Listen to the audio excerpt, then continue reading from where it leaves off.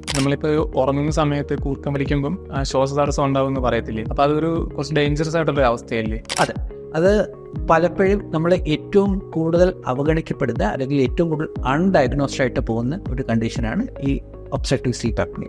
അത് യൂഷ്വലി ഒരു 30-40% of the population കൂർക്കം വലിക്കാറുണ്ട്. അതിനകത്ത് തന്നെ ഒരു മെജോറിറ്റി ഓഫ് ദ ആൾക്കാർക്കും സ്ലീപ്പ് അപ്നിയ എന്ന് പറയുന്ന ഒരു കണ്ടീഷൻ ഉണ്ടാകും. ഓക്കെ, സ്ലീപ്പ് അപ്നിയയും കൂർക്കം വലിയും ഒന്നല്ല. സ്ലീപ്പ് അപ്നിയ എന്ന് പറയുന്നത് ശ്വാസ തടസ്സമാണ്. കൂർക്കം വലി എന്ന് പറയുന്നത് ഒച്ചത്തിലുള്ള ശ്വാസം എടുക്കൽ മാത്രമാണ്. അപ്പം എല്ലാ കൂർക്കം വലിയും ഇതാവണമെന്നില്ല, OSA അല്ലെങ്കിൽ സ്ലീപ്പ് അപ്നിയ ആവണമെന്നില്ല. പക്ഷേ കൂർക്കം വലിയുള്ള മിക്കവാറും എല്ലാവർക്കും ഒരു OSA ഉണ്ടാവാനുള്ള ചാൻസ് വളരെ കൂടുതലാണ്. അപ്പം കൂർക്കം വലി ഉണ്ടെന്നുണ്ടെങ്കിൽ നമ്മളതിന് യൂഷ്വലി സെക്കൻഡറി ആയിട്ട് ഈ OSAയുടെ സിംറ്റംസ് ഉണ്ടോ എന്നുള്ളത് നമ്മൾ നോക്കും.